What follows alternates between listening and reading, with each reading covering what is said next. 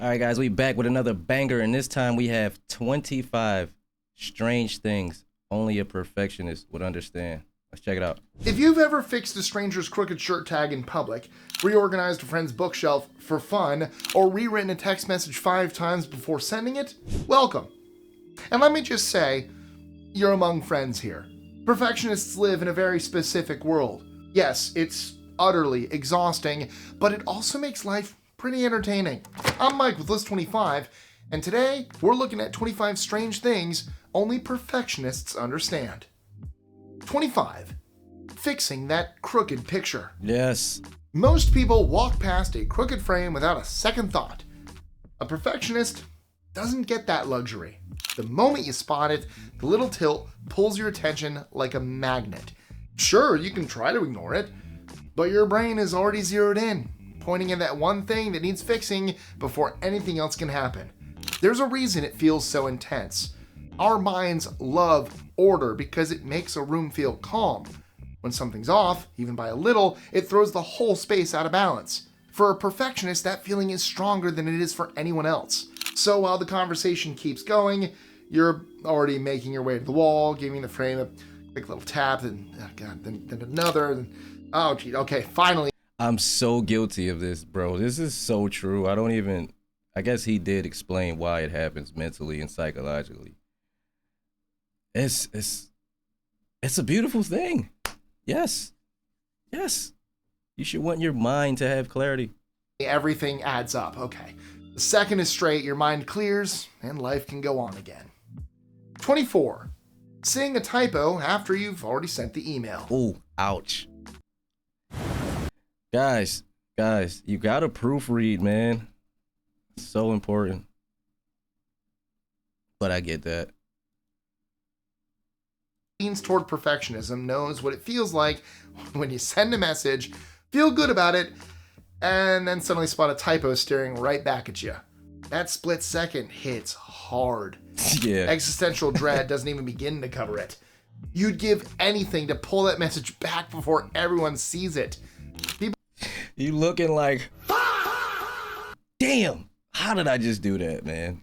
Yeah, I get it. People who try to get things right often read too much into tiny errors, as if it says something about their effort or attention. So you sit there replaying the moment, debating whether you should correct it or pretend the universe didn't just betray you. Meanwhile, everyone else moved on 5 minutes ago, completely unbothered, while you're wondering if you should start updating your resume again. 23. Oops, I corrected you. As a card-carrying member of the grammar police, I'm sure you know this feeling well. Oh, yeah. There's nothing malicious about correcting someone. Nope. It's almost a reflex. Uh-huh. 1 second you're listening, and the next you're fixing their grammar before your brain even checks in with your mouth. And the instant it slips out, that little knot of worry shows up. You start wondering if they're, oh God, are they annoyed, offended? Oh, did I accidentally hurt their feelings? The thing is, you're not trying to be superior. You just care about getting things right. Yes. You notice the finer details, and sometimes those details jump out so loudly you can't help addressing them. It's the same reason you reread your own messages before sending them. Yes, sometimes that trait bleeds into conversations too. 22. The deal breaker. Still on the subject of grammar, let me just say this. Don't even try to pursue a perfectionist romantically if your spelling sucks. Trust me, it'll be the shortest-lived romantic fantasy you have ever had. There is nothing that kills a perfectionist's romantic feelings faster than a text with the wrong "your." The funny part is that it has nothing to do with being snobbish. It's about wanting the person you're drawn to put the same care into their words that you do. When a message looks rushed or sloppy, it makes you wonder how much thought they put into the rest of their conversation.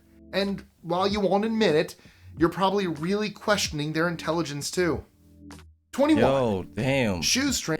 Does it really run that deep of a process, thought-wise?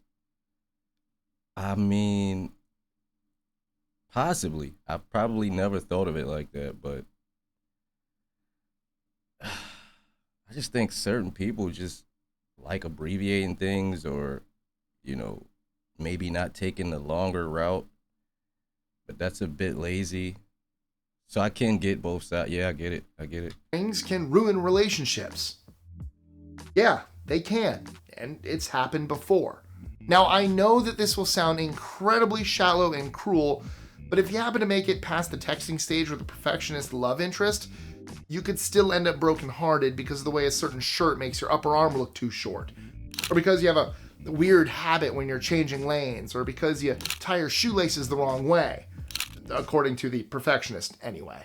They have their own set of standards, and if you don't meet them, you'll probably end up brokenhearted, and since they're not cruel, just weird, you'll probably never even know the way you tied your shoes caused it. 20. Doing the whole group project yourself.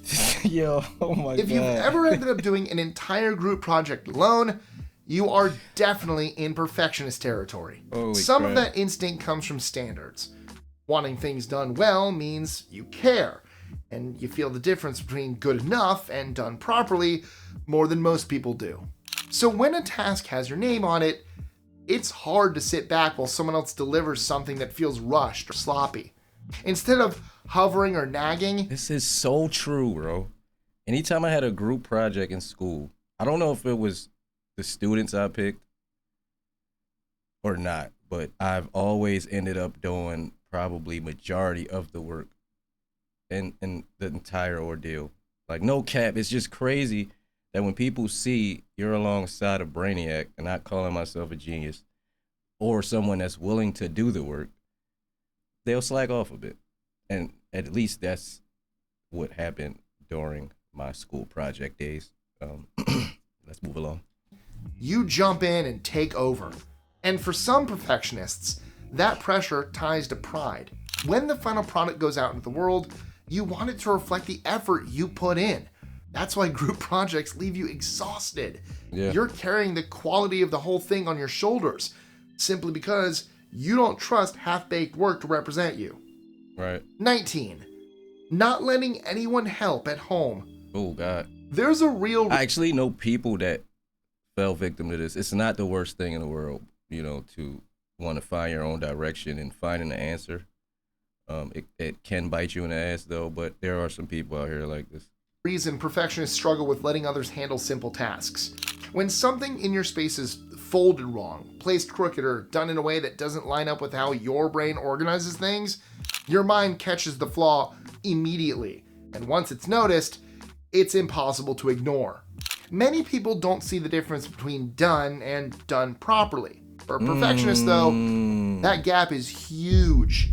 Watching someone load a dishwasher at random or shove clothes into a drawer can feel like nails on a chalkboard, and that's putting it mildly. Right. So the perfectionist would usually rather do household chores themselves before they have to redo them anyway. Plus, it saves them the emotional turmoil. 18. Damn. Always arriving early. Most of us don't mind sliding into an appointment right at the scheduled time. A perfectionist, however, will get antsy long before that point. Arriving early isn't a preference for them. It's the only way the moment feels calm instead of rushed. Is that what it is? Okay. I can side with not wanting to feel rushed. That's big. That's real big. Anything outside of that, it's a bit cringe to me. They like having extra minutes to settle in. When they can check where they need to be, look around, and ease into the situation, everything feels smoother. That bit of breathing room sets the pace for the rest of their day. And without it, everything feels off. Perfectionists don't thrive on last-minute scrambles. They'd rather show up ahead of schedule, feel prepared, and know they're starting on the right foot instead of rushing through the door with their heart racing. 17. Cringing at your old work. Imagine. Facts. I think a lot of folks do that, for sure. It's called growing pains a bit. Perfectionists can't look at their old work without feeling a little embarrassed. You open something you made a while back, and the first thing you notice is everything you would fix now. It doesn't matter that you were doing your best at the time. All you see is the rough parts that don't match your standards anymore. Yeah. Other people might call it progress. You just see something you don't want your name attached to. The funny thing is, this reaction gets stronger the better you get at what you do. The more you learn, the harder it is to look at where you started. So, whether it's a good thing or a bad thing, give a perfectionist a bit of space and they'll redo the whole thing from scratch instead of trying to appreciate the growth. Seriously, go ahead and watch my very first List 25 video ever. 25 facts about, 25 strange wedding traditions. That's what it is. I sound a little different. I was trying to make it sound like David so that you guys wouldn't be so shocked by the change. So I know why I did it. Doesn't make it any less cringy. 16. The vault of unfinished projects. Oh, Lord. Perfectionists don't just have a few old drafts lying around. They usually have an entire hidden stash. My vault is so crazy. Period. Notes, half-written ideas, photos, designs, and chapters all hidden away in a folder or cabinet because something about them didn't feel right. The funny thing is that you didn't quit because you were bored. You quit because the second you spotted something you couldn't fix right away, the entire project lost its shine. So the drafts stay hidden. The photos stay unposted. The projects sit untouched for months because you'd rather keep them private than share something that doesn't meet your own standards. And by the time you do get around to them again, you've already convinced yourself they need to be rebuilt from scratch. Also a very ADHD problem. Not just perfectionists. Yeah. 15. Big ADHD you take brain. Everything to heart. All right, man. All right, bro. He's starting to talk to me a little bit now. It's getting a little cringe, bro. A little cringe, bro. Damn. Lay off me. Just say my name. How about that? Perfectionists have a very specific kind of sensitivity that most people never spot. Psychologists call it social perfectionism. And it basically means you can't stand the idea of someone seeing your flaws. You don't just want things done well, you want to come across well. So when someone makes a perceived negative comment, even a small one, your brain treats it like a spotlight on something you missed. And that's where the spiral starts. You replay the incident, pick apart what they meant, and second guess your own reaction. You don't want people to see the cracks, so every crack feels like a crisis. What makes it funny is that you'd never point out someone else's small flaws. I mean, you never said anything about that guy or gal that tied their shoelaces the wrong way. But let someone say one slightly off comment about you, and your brain files it under urgent. Yo, that's a fact. 14. Taking chances is hard for you. There are people who love diving into new things just to see what happens. Perfectionists are not those people. Whenever a new idea shows up, their brains don't think about the fun or the possibilities. It jumps straight to everything that could go wrong. And a lot of that comes from how you view failure. High achievers see failure as a part of the process. Perfectionists see anything less than flawless as failure. And that's an issue. That's an issue. That's a big issue. Oh, that's an issue. So trying something new isn't exciting. It's stressful. If a perfectionist can't see a clear path to doing it well, their instinct is to step back rather than deal with the disappointment of falling short. 13. Never good enough. Perfectionists have a strange relationship with praise. Everyone around you can look at something you did and call it incredible, and you'll smile and nod while you keep thinking about the one thing you wish you'd done better. You don't see the overall win the way other people do. You see the corner you didn't round perfectly, the sentence you could have tightened, the detail nobody even noticed. And once you think about it, that is all you can focus on. The applause barely lands. The compliments feel nice, but they never fully sink in because part of you is already rewriting, reworking, or daydreaming about the version you should have delivered. Damn. 12. Late night overthinking. You know those nights where you're exhausted in bed and your brain suddenly decides to replay something tiny from that morning? Yeah, you know what I mean. You remember the way you explained something at work and realize, crap, I could have said it better. Or you think about giving someone directions and now, 12 hours later, you've come up with a clearer version that no one will ever hear. Most of us will shake our heads and move on. You, however, keep circling back to how you could have handled it differently. It's almost never the big stuff that keeps you awake. It's the joke that landed weird, or the sentence that you wish you'd swapped around. Everyone else has moved on to dinner, Netflix, and sleep, while you're still rewriting exchanges that ended half a day ago. 11. You literally can't relax in a messy or disorganized environment. No. Some people can sit in a messy room and not notice a thing.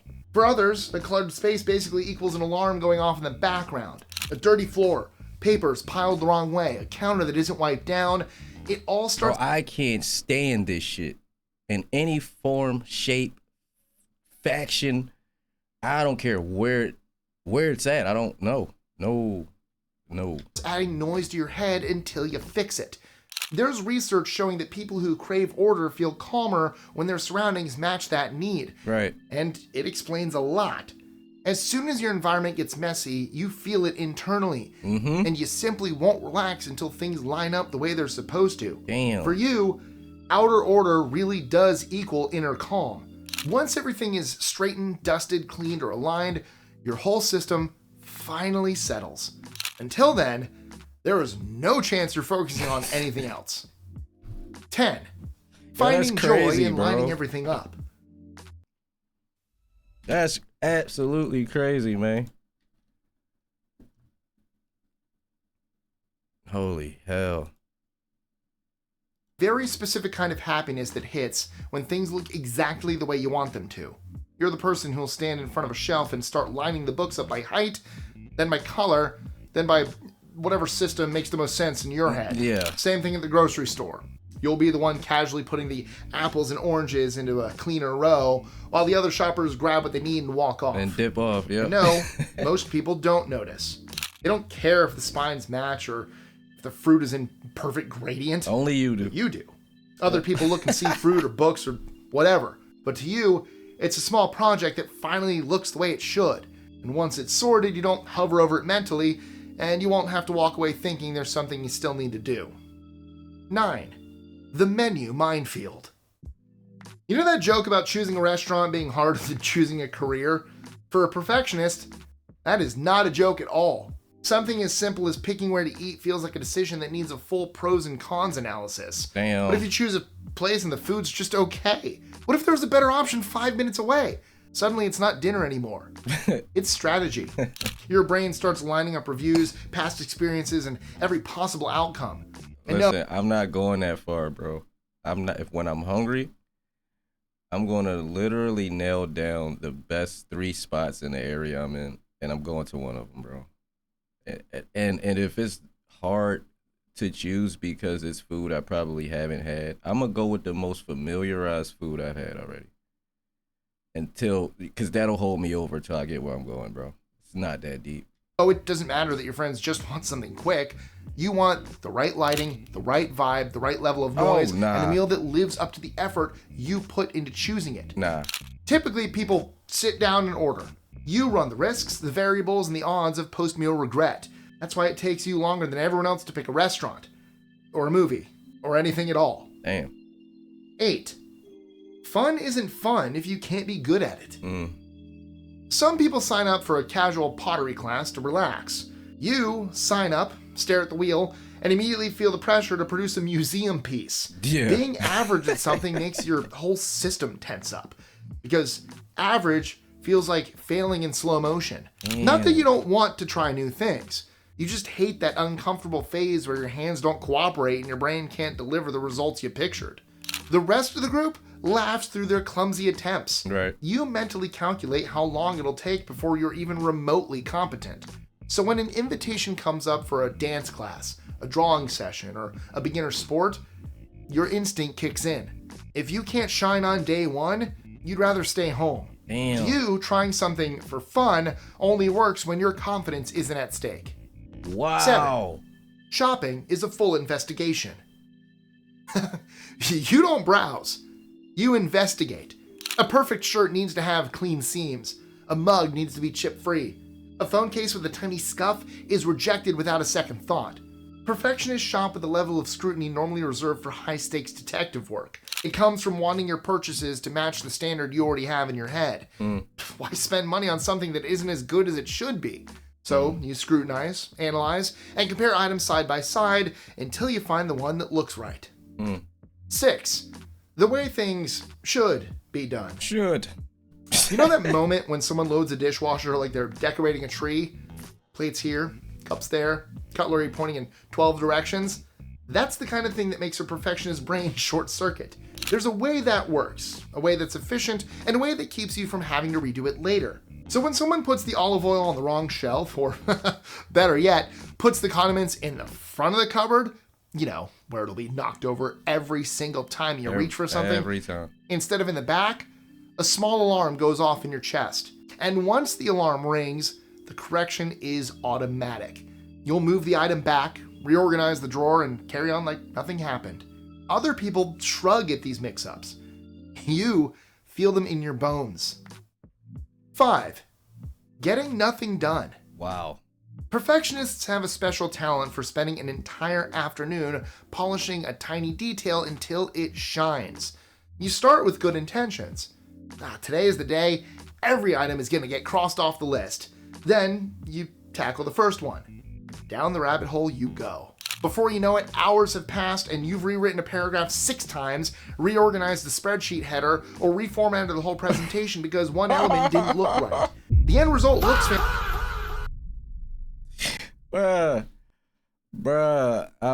listen, yeah, this guy here, I've done this so many fucking times, I've lost count, bro. I've definitely gotten better with it, but I've done this so many times, bro. It's not even cool. Fantastic, but the rest of the list never happened, and you'll finish the day feeling both proud and irritated. Proud because the work is flawless. Irritated because you only completed one thing, which all boils down to the perfectionist's dilemma. You can't leave anything half done, but finishing one thing perfectly never feels like enough. 4. Quitting before you even start. People tease perfectionists for giving up too quickly, but the truth is more complicated. You don't quit because you don't care. You quit because the picture in your head is so specific that anything less feels like failure before you even begin. If a project can't reach the level you want, your instinct is to step back rather than struggle through an imperfect process. Psychology ties this unproductive trait to avoidance perfectionism, where the fear of falling short outweighs the excitement of trying. Most people take a messy first. You are robbing yourself of such an experience by not trying shit. I don't care what kind of brain cells you have, bro, that are working against the effort you should be applying. Try the shit, man. First draft. You'd rather leave the page blank. 3. Being the group's default planner. You never announce it, but everyone knows who's handling the organizing. It's you. Trips, meetings, birthdays, reunions, work events, travel arrangements. If details need to be sorted, your name comes up before anyone else's. Part of it is trust. When you handle the planning, nothing gets missed. But another part is comfort. You like knowing where things fit, how the day will flow, and what everyone needs to do. So you're the one making the spreadsheets, double-checking the reservations, sending reminder messages, and usually hearing things like, "You worry too much." The truth is, you step up because you know you'll execute the plan the way it needs to be done. Right. You've accepted that you're the responsible one. And while, yes, it can be tiring, it's also rewarding when everything goes smoothly. It's so easy. Facts. It's a big fact, man. Know your people. This way you can know how to love them. Your nitpicking constantly saves everyone else. If you've been called nitpicky more than once, but usually save your team from embarrassment, welcome to the Perfectionists Club. While others skim, you catch the mismatched date, the misplaced decimal, or the typo on page 7. It's almost instinctive. People joke about your attention to detail, but they also forward you things just to check it before sending it out. You've become everyone's unofficial safety net, the last set of eyes that ensures that no surprises pop up later. And honestly, you don't mind it. It's satisfying to spot something others missed.